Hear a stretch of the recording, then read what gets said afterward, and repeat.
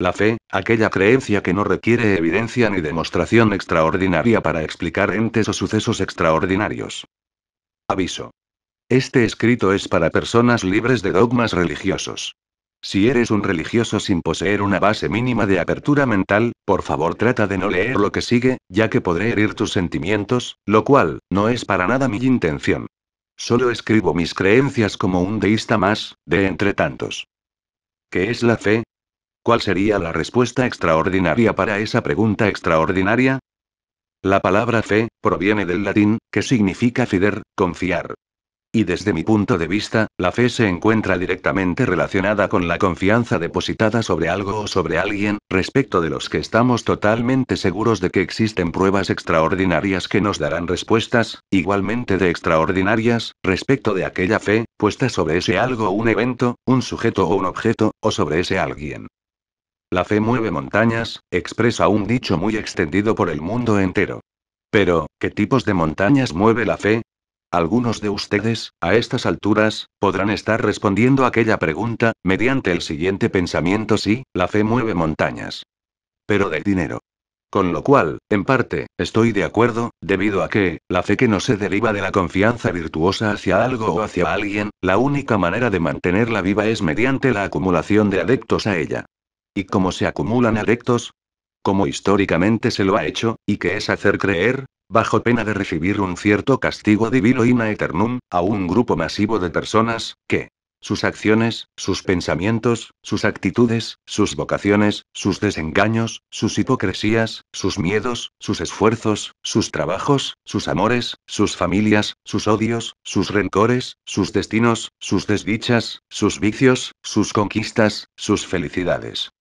En resumen, sus vidas enteras. Se encuentran bajo la tutela inteligente de parte de una deidad antropomorfa que obra, piensa y decide por ellos. Y por sus vidas. En respuesta a ese miedo inducido, a morir para siempre bajo las llamas eternas del infierno de Dante, las masas de personas, mantienen una pesada cadena psicológica unida firmemente hacia quienes les profesan esa fe engañosa, pero además, como base principal para que esa cadena sea más fuerte, les hacen rendir homenaje por cada suceso propio o externo, hacia un Dios invisible con forma humana, omnisciente, omnipresente y omnipotente. Un Dios que se cree que existe. ¿Solo eso basta? ¿Solo basta creer? Si alguna persona dogmatizada por esa fe irracional se animó a leer este escrito, le pregunto: ¿solo basta con creer en la existencia de algo que nunca se vio, se ve, ni se verá? ¿Solo necesitan creer? Hagamos un ejercicio mental. Si dirige su mirada hacia un objeto, si coloca su atención auditiva sobre una melodía, si descubre en su refrigerador un cierto alimento con solo olerlo, si puede definir y determinar la naturaleza de algo con solo tocarlo, si su lengua le dice que lo que está saboreando es bueno. ¿Qué es lo que usted está haciendo realmente?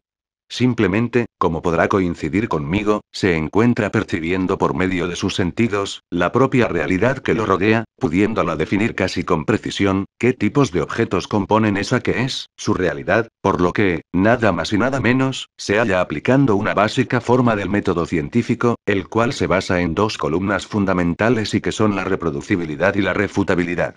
Con la primera de las dos, usted lo que hace es determinar, categorizar, adjetivar o bien, definir un cierto objeto de prueba, mediante la repetición del método que esté utilizando para tal fin. En nuestro ejemplo, el cual es muy sencillo, solo se encuentra utilizando sus sentidos de modo de poder percibir y luego definir un objeto o un suceso, mirarlo varias veces, escuchar esa melodía repetitivamente, oler de manera constante y creciente dentro de su refrigerador, tocar dicho objeto muchas veces o degustar algo por un tiempo prolongado. Esta primera columna del método científico, denominada reproducibilidad, es la que usted se encuentra utilizando para lo anteriormente citado. En cuanto a la segunda columna, la llamada refutabilidad, usted, mediante sus reiteradas pruebas empíricas sobre ciertos objetos, perceptibles por los sentidos, puede cambiar de parecer respecto de aquellos, en la medida de que sus repeticiones, al usar sus órganos sensoriales, vayan agregando información para que refute o reafirme la definición exacta de dicho objeto. Pues bien, con estas dos pruebas, respecto del ejemplo citado más arriba, usted se encontrará en una condición sine qua non de afirmar que, los objetos que percibió repetidamente por medio de sus sentidos, son de tal o cual naturaleza, y principalmente, en ese momento se halla con la autoridad empírica de afirmar la existencia de los mismos. Sus sentidos percibieron y definieron, para luego constatar la inequívoca, aunque relativa, existencia de dichos objetos. Su percepción le ha indicado que, debe creer sin dudar, que ciertos objetos, dentro de su alcance perceptivo, existen. Ahora bien, ¿qué se debe responder, cuando lo que se cree que existe, nunca pasó por el inevitable escrutinio de los 5 sentidos humanos? La respuesta, desde el punto de vista del dogmatismo religioso, de la propia teología, sería la siguiente: no es necesario percibir a la fe por medio de los sentidos, ya que la fe es la certeza de lo que no se espera y la convicción de lo que no se ve. Hebreos 11:1. O bien es el asentimiento firme de la voluntad a una verdad basada sola y únicamente en la revelación divina. ¿Qué les parecen dichas frases? Si bien las mismas han tenido incontables efectos benéficos durante muchos miles de años, y aún lo tienen hoy en día, sobre millones de personas en todos los países del mundo, y sin olvidarme de los que perecieron en la hoguera por el único hecho de refutar esas mismas frases utilizando la razón y no el dogma, en este siglo XXI, sin la Santa Inquisición hoy denominada Congregación para la Doctrina de la Fe, podemos afirmar, sin miedo a morir quemados, u otras atrocidades, que las frases citadas, no revisten ninguna lógica, ni invitación a que la esencia semántica de las mismas, sea corroborada, verificada y definida por medio de la percepción de los sentidos, ni mucho menos por la razón pura a priori, y ni que hablar por un análisis silogístico. Entonces, lo que se cree que existe, es una indefinición en sí misma, un acto puramente dubitativo respecto de algo, una dualidad afirmativa que a la vez es negativa, una simple duda sobre lo que en este caso es la fe religiosa, la fe en un Dios invisible.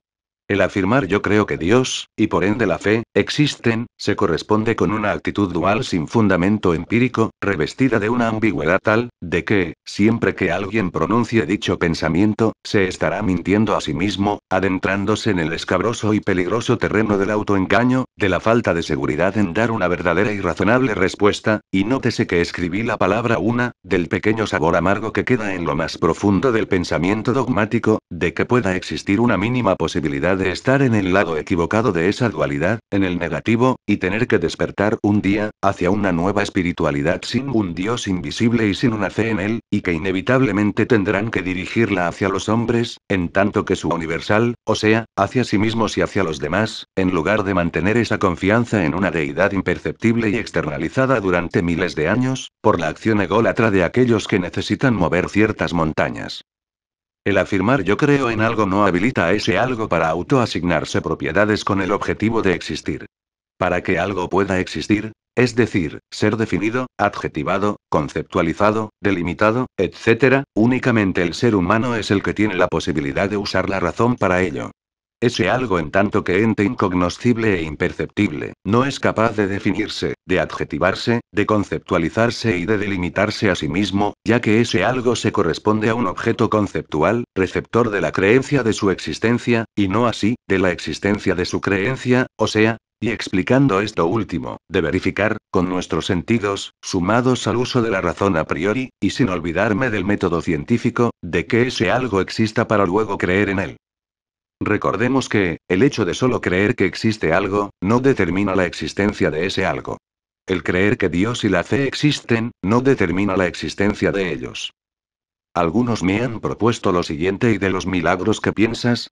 Ya que hay milagros que la ciencia no los ha podido explicar, con lo cual, ahí reside la fe. A los cuales yo les respondo con un simple pensamiento, y es que, los llamados milagros no pueden ser explicados por la ciencia. Todavía. Lo que aquellos representantes de la divinidad en la tierra que manejan las montañas de fe, han creado como milagros, es debido a que la ciencia, que debería explicar un cierto suceso que para ella, hasta el presente, es inexplicable, se debe lisa y llanamente a que la ciencia no se encuentra con la maduración metodológica suficiente como para dar una explicación a dicho misterioso evento. Por tal motivo, lo inexplicable, automáticamente se lo asocia, y ha sido así durante siglos, a una concepción dogmática que trata de explicar un evento mediante términos provenientes de la divinidad, el cual pasa a ser un hecho meramente divino. Pero, nada más alejado de la realidad, ya que, al citar el siguiente ejemplo, el concepto de milagro queda anulado de raíz. Veamos. Cuando la ciencia se encuentra en una encrucijada metodológica, trata de reiterar su trabajo de campo, hasta que una hipótesis quede totalmente demostrada. Pues bien, y yendo en dirección hacia el ejemplo, el mismo lo puedo definir de la siguiente manera, el cual es solo respecto de la maduración del método científico. Como sabemos, la mínima parte, la esencia constitutiva de la materia, es el átomo, el cual fue descubierto hace mucho tiempo, aplicando el método científico, basándose repetitivamente en aquellas dos columnas nombradas más arriba. El resultado, la definición, en principio teórica, pero hace muchos años que también lo es empírica, del átomo, como un conjunto de partículas subatómicas que lo constituyen y lo definen. Dichas partículas constituyentes, a su vez, también se han podido definir, en lo que se denominan como sus propiedades intrínsecas: carga, masa, spin, decaimiento, etc. Con esto podemos ver que la ciencia ha podido definir la esencia del universo, que es la energía, pero sin olvidar que la maduración científica es eterna, ya que, dentro de un tiempo considerable, serán descubiertas nuevas propiedades de la materia, y por ende de la energía. Ahora, volvamos en el tiempo, unos años antes a que se descubriera el átomo, a lo que yo pregunto porque en ese momento, la ciencia, que de por cierto, se encontraba muy avanzada para esa época, no podía darle explicación a la concepción esencial mínima de la materia. No podía explicarlo por el mismo hecho que hoy en día no puede explicar lo que el dogma denomina como milagro, por la simple razón de que, en ese momento del pasado, no se encontraba con la suficiente maduración metodológica, como para darle una explicación a lo que hoy llamamos átomo. Luego de madurar o crecer metodológica y empíricamente hablando, la ciencia pudo al fin, arrojar luz respecto de aquella dualidad onda corpuscular que es el átomo. Lo mismo sucede con los milagros. Debido a ello, es el que sea muy importante que las personas encadenadas a un dogma crean en los milagros, ya que mantendrán su fe divina, y por ende, sus mentores eclesiásticos. Podrán seguir moviendo montañas. También recordemos que solo fueron seres humanos los que crearon la fe, hace miles de años. Y son los mismos que hoy en día necesitan mantener las cadenas que atan psicológicamente a las personas, para que aquella creencia en una cierta existencia, haga mantener su imperio de montañas, de confianza o de fe. Las personas que mantienen ese dogmatismo carcelario, deberán hacerle caso a esa pequeña parte de aquella dualidad creacionista que nombré más arriba, para poder abrir sus mentes cada vez más hacia la espiritualidad para con el verdadero ser que existe, y que se tiene evidencias irrefutables de que se lo puede definir, adjetivar, conceptualizar, percibir. Y que es el propio ser humano. La verdadera espiritualidad no proviene de aquellas montañas de fe, ya que dichas montañas se encuentran en el afuera, son externas a nosotros. La verdadera vida espiritual es con uno mismo, entendiéndose, conociéndose, viéndose a sí mismo en el espejo de sus luminosas virtudes, así como en el espejo de sus oscuras pasiones, de manera tal, de que el primer espejo, algún día, refleje tanta luz. Tanta luz, entiéndase luz como sabiduría, que el segundo espejo, sea inexorablemente transmutado en un nuevo receptor de virtudes, y aquellas oscuras pasiones desaparezcan para siempre.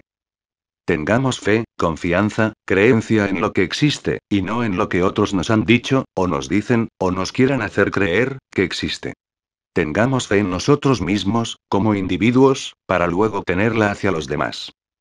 Muchas gracias por escuchar mis pensamientos. Nelson J. Recio.